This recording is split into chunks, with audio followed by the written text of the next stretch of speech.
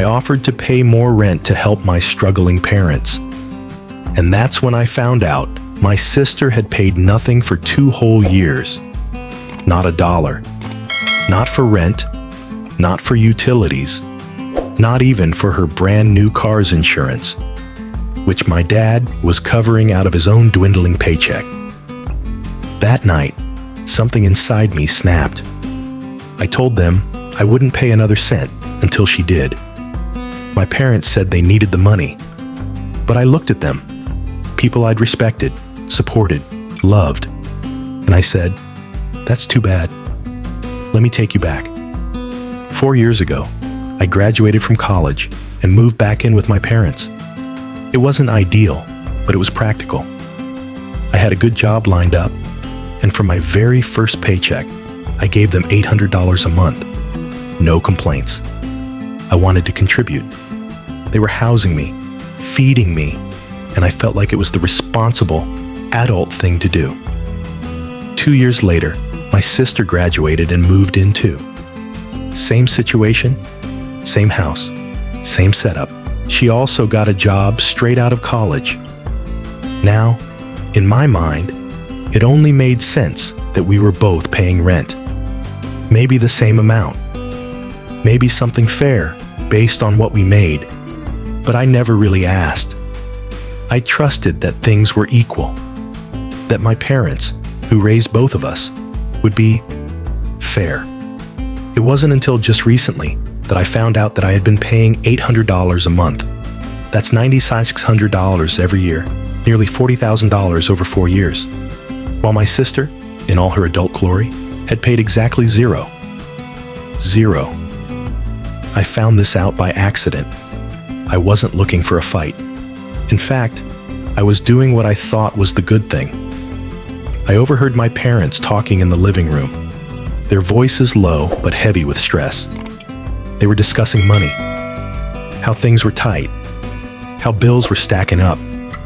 And so I did what I thought any decent son would do. I offered more. I told them I could bump my rent up to $900, maybe even $1,000.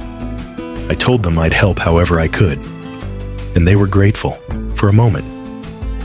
Then, almost casually, I asked, "Hey, just out of curiosity, how much is my sister paying?"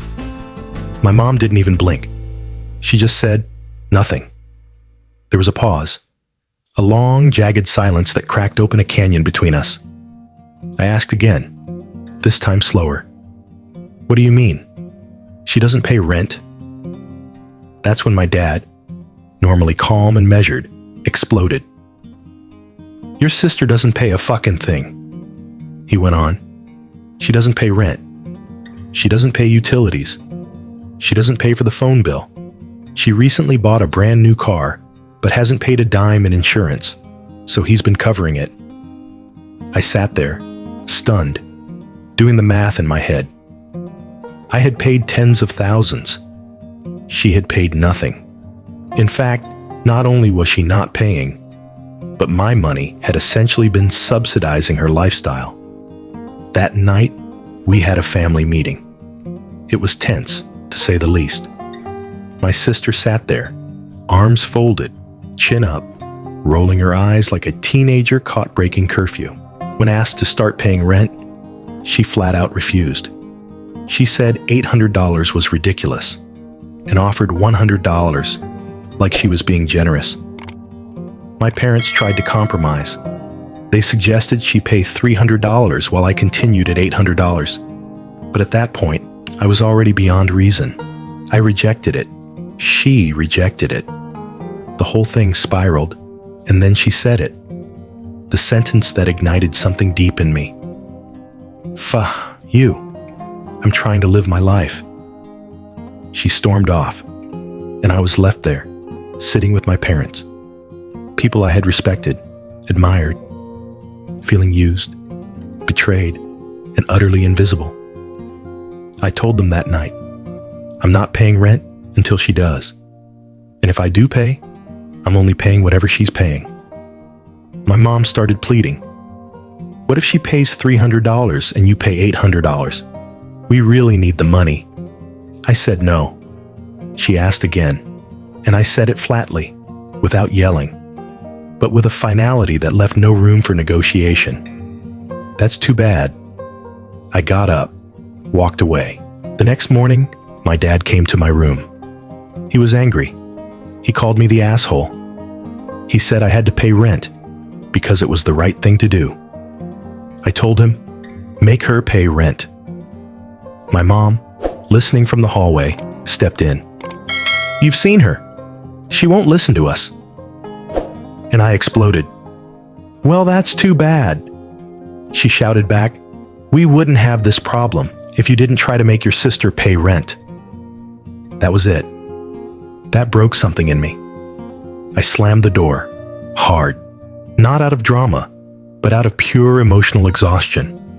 And then I heard them, through the door, sitting in the living room, saying how their kids were rotten, how everything was better back in the home country, back in the old days, when children listen. And in that moment, I felt the deepest kind of betrayal. Not just because I was being treated unfairly, but because the very act of standing up for fairness had made me the villain. Let me be clear. I love my parents. I respect them. I know they've struggled. I know they've sacrificed. But the truth is, I'm not a villain for wanting equality, for refusing to fund my sister's entitled lifestyle. She's had a job for 2 years. She's not a child. She owns a brand new car. She's not in crisis. She's not sick. She's just trying to live her life. And apparently that means I pay for it. My parents claim they can't make her pay rent, but they could make me pay from day one. Why? Because I didn't resist. Because I wanted to do the right thing.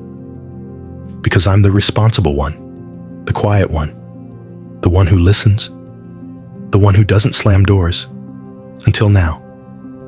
And the irony? They only tried to guilt me after I offered more, after I volunteered to help.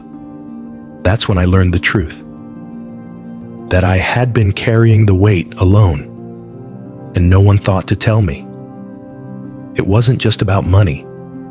It was about value, about being seen, about being treated like a human being with feelings, with limits, with needs. I don't know what will happen next. Maybe I'll move out.